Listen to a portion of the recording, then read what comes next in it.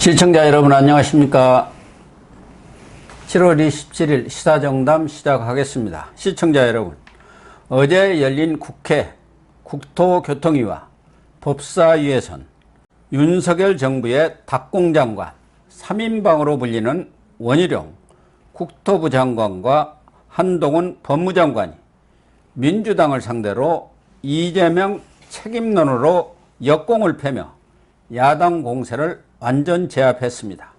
향후 이화영 전 경기도 평화부지사의 진술 번복과 서울 양평고속도로 김건희 특혜 의혹 주장에 대한 전망을 이종군 전 데일리안 편집국장님과 따져보도록 하겠습니다. 이 국장님. 네, 안녕하십니까. 어제 국토교통위가 열렸어요. 네, 그렇습니다. 서울 양평고속도로 김건희 의혹, 네.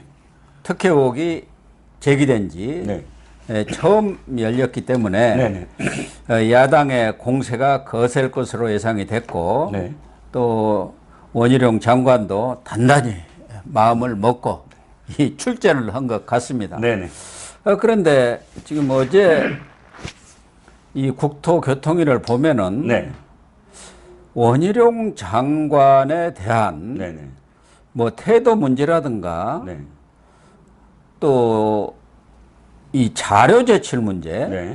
이런 것들이 주로 뭐 야당의 공세의 초점이 되었던 것 같아요. 네, 그렇습니다. 자, 이제 국토교통위가 원래는 수일 전에 벌써 열렸어야 됐는데 비가 계속 오는 바람에 연기가 됐었죠. 뒤늦게 열렸습니다.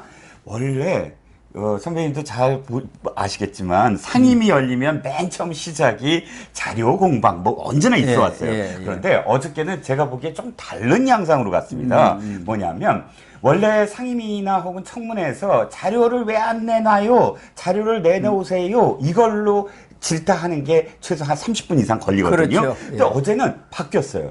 아니 왜 달라는 자료를 직접 주지 않고 온라인에 올려요? 그러니까 23일 날 그렇죠. 국토교통부가 이 고속도로 사고 관련한 자료 네. 55건을 다 공개를 해버렸지 않습니까? 그렇죠. 사실 전무하죠. 예. 왜냐하면 공무원들이 안 좋아했을 거예요. 시시콜콜의 그 과정들이 전부 다 낱낱이 보여지는 거잖아요. 예. 그런데 원희룡 장관 여러 가지 어떤 논란에도 불구하고 아니 그래 투명하게 다 공개를 하겠다라고 다 올려버렸어요. 아니 그러면 그 4나흘 동안 그 자료를 열심히 들여다보고 이 질문할 걸 만들면 되잖아요. 예. 1시간 반 동안을 왜 직접 달라는데 지금까지 안 내놓고서는 네. 온라인에 그렇게 올렸느냐라는 식의 이 공방을 1시간 반이나 벌려요.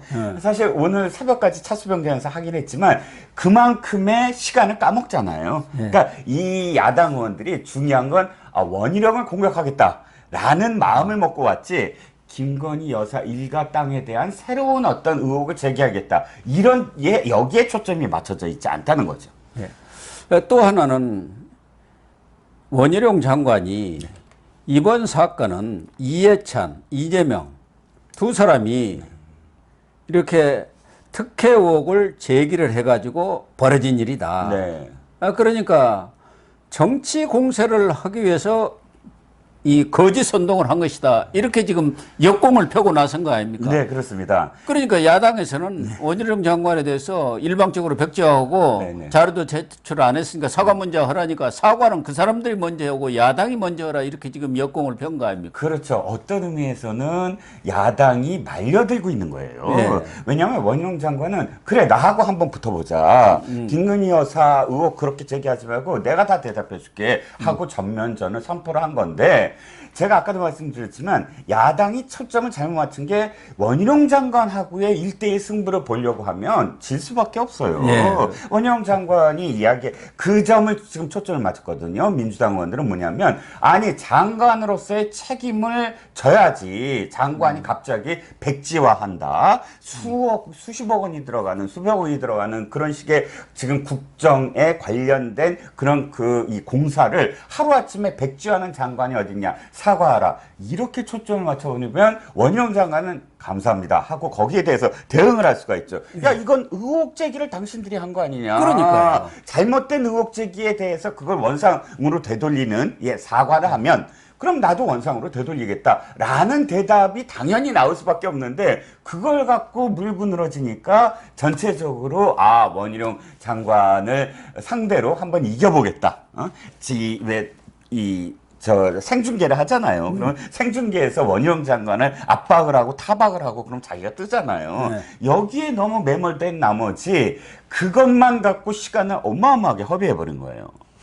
그런데 원희룡 장관이 네. 워낙 지금 국토부 업무 또 전반에 대해서도 소상이 꿰고 있는 데다가 네. 일타 강사로 불릴 정도로 언변이 뛰어나지 않습니까? 그렇죠. 예. 그러니까 야당 의원들이 보통 네네. 준비해 갖고 오지 않아서는 원 장관을 이길 수가 없는 거 아닙니까? 네네. 실제로 원 장관이 얘기한 대로 이 의혹 사건이라는 게 6월 7일 날 더 탐사라는 곳에서 문제를 제기를 했고 그것도 당시 그 종점이라고만 했지 그게 분기점이란 말도 싹 빼면서 네네. 마치 거기가 종점으로 이 나들목이가 예. 나들목이 돼갖고 무슨 개발 특혜나 네. 본 것처럼 보도를 했지 않습니까? 그렇습니다. 그거 이해찬이가 6월 15일 날 네. 전주 특강에서 딱 받아가지고 폭로를 하고 이어서 이재명이가 당내 TF를 구성해갖고 의혹 조사를 해라 네. 이렇게 하면서 이게 확단된 것 아니겠습니까? 네네. 그 점을 지적하면서 이 문제를 정치적 쟁점으로 만들고 이렇게 거짓 선동을 한 것은 바로 당신들 아니냐 네. 이렇게 하니까 지금 그쪽에서 할 말이 없어져 버린 거 아닙니까? 그렇죠. 태도 문제로만 지금 물고 늘어졌는데 어저께 이게 내용을 보면 사실상 원희룡 장관과 1대 한 20, 20여 명의 야당 의원들이 앞서거니 뒤서거니 하면서 공격을 해댔는데 꿋꿋하게 정말 오늘 새벽까지 체력도 전혀 방전되지 않고 맞서서 이야기를 하는 장면을 지금 목도를 했습니다. 또 하나는 원희룡 장관이 아주 재치가 넘치더라고요. 네네. 이 문제를 처음 지난해 국감 때 제기했다는 한준호 의원을 상대로 해서 네. 행신동 1082번지를 무슨 땅인지 아십니까? 하고 예, 예. 물으니까 이 한준호 민주당 의원이 네. 당황을 한 거 아닙니까? 네네, 그렇습니다. 아니 누구 데리고 장난치는 거냐? 내가 그 번지를 어떻게 아느냐라고 이제 대답을 했지요. 그게 이제 묘수였습니다. 신의 한 수였죠. 원희룡 장관 바로 이렇게 대답을 했습니다.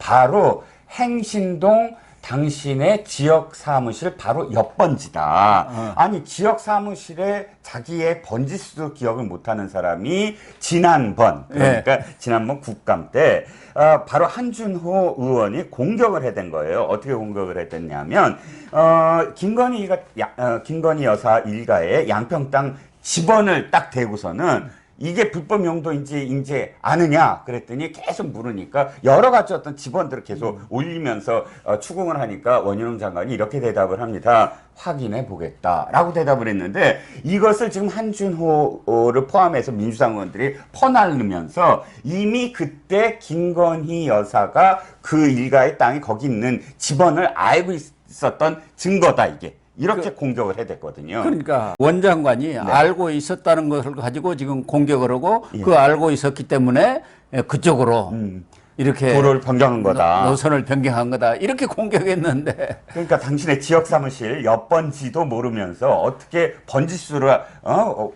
번지수를 나를 공격하느냐 이렇게 되치기를 한 거죠.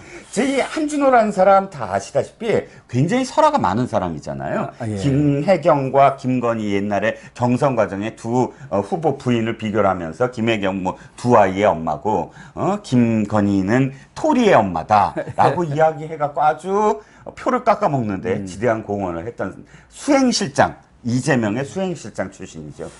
거기다가 원희룡 장관이 김민기 위원장, 네. 이 김민기 위원장도 민주당 소속 아닙니까? 국토 네네.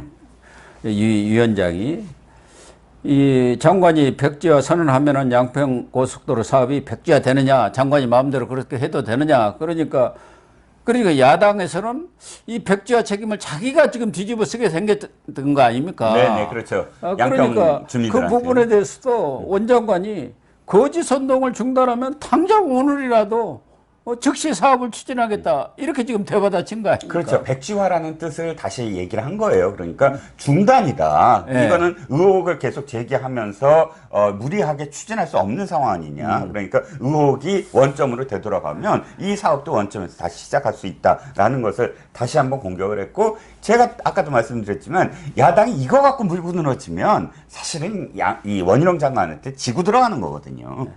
결국 야당이 늘상 하던 대로 이 자료 제출 문제라든가 원장관의 답변 태도, 이재명, 이해찬 여기에다가 뭐 전 대표라든가 존칭을 붙이지 않았다 해갖고 제1야당 대표가 당신 친구냐 이렇게 얘기하는 것들, 이런 것들은 결국 지금 핵심은 뭡니까? 김건희 여사의 특혜냐 이 문제란 말이에요. 그렇습니다. 이걸 지금 물고 늘어져야 하는데 이 부분은 거의 얘기가 없어요.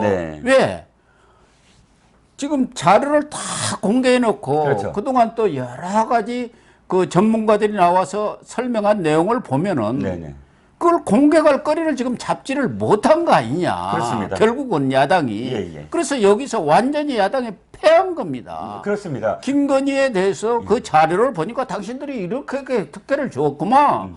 또 여러 진술이라든가 또 친야 매체들의 그런 보도를 보니까 이러이러한 의문들이 있었는데 왜 당신은 그걸 국토부 방침대로 추진을 했느냐, 왜 대안으로 갔느냐, 이걸 공격해야 하는데 이게 없단 말이에요. 그렇죠. 그러니까 속된 말로 안고 없는 찐빵이 팔 수 없는 찐빵이 된 국토교통위가 된 것은 결국 야당이 김건희 여사의 특혜를 입증하지 못했고 그걸 잘못 제기했다가는 원희룡한테 박살이 나겠구나 하니까 말을 못 꺼낸 거 아닌가. 그렇죠. 그렇게 봐야 하는 거 아닙니까? 그렇습니다. 사상 초유의 그 자료 공개예요. 저는 이것으로서 앞으로도 어떠한 그 이 행정부처가 이 국가 사업을 진행을 할 때 이게 다 이제 투명하게 공개되는 계기가 될 거예요. 왜냐하면 거꾸로 이렇게 요구할 수 있어요. 아니 원희룡 장관 봐라.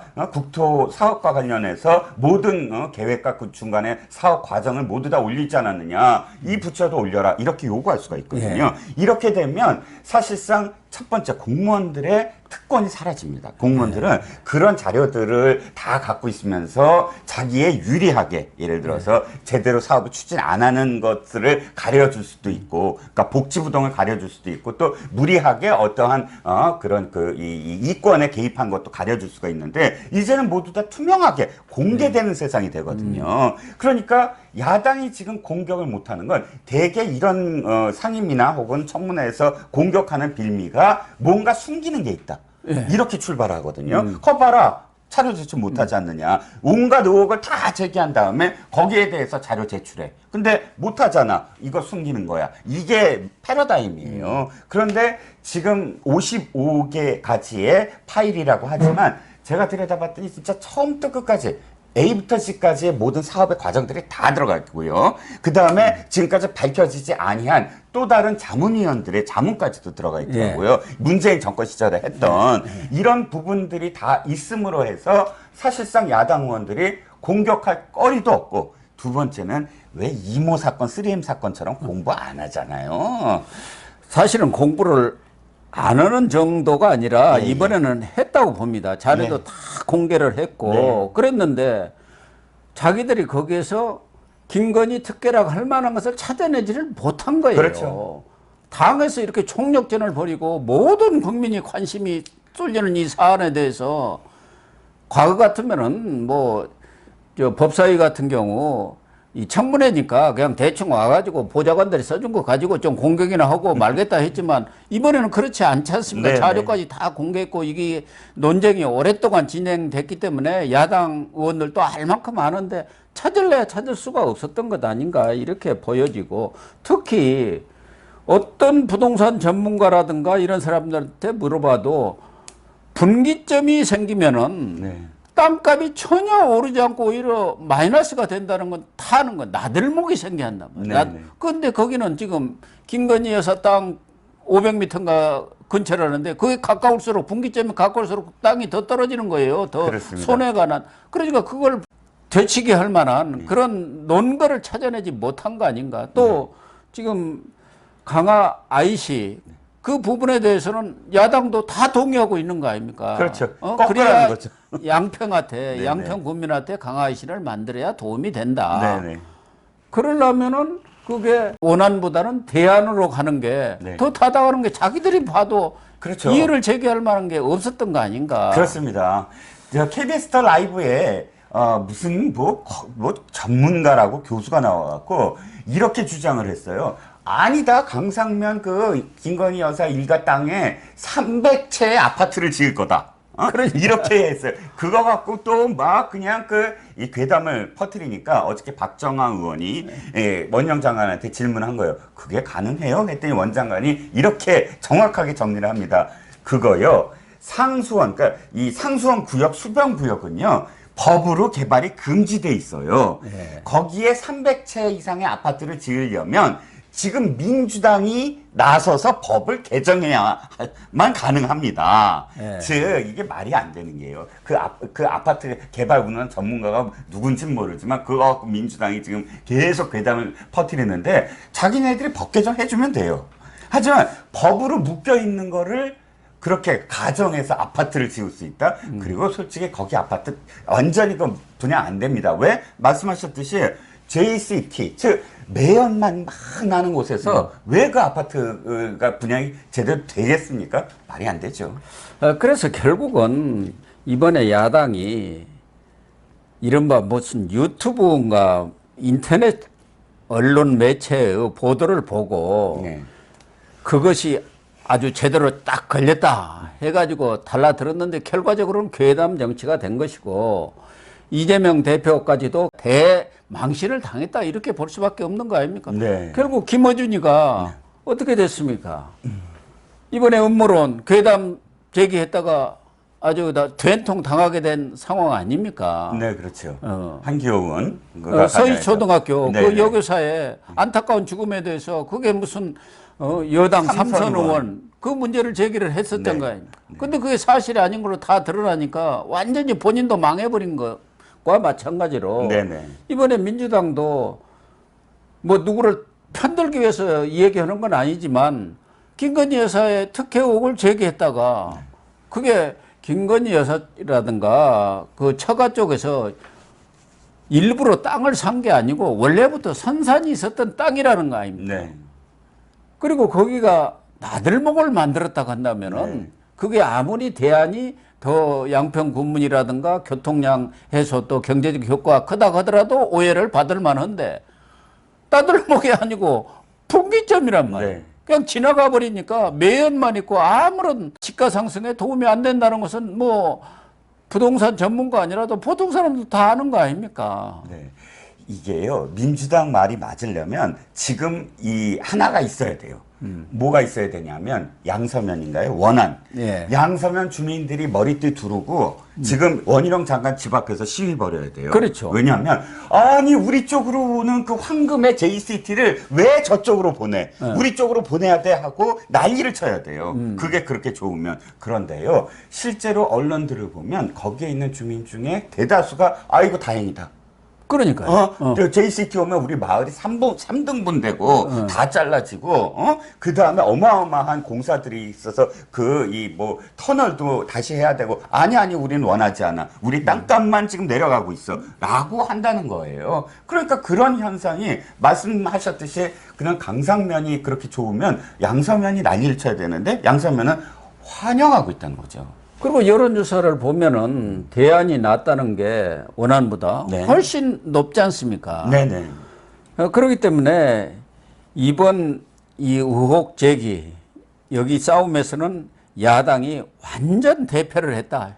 대실패를 했다고 봐도 틀림은 없는 것 같은.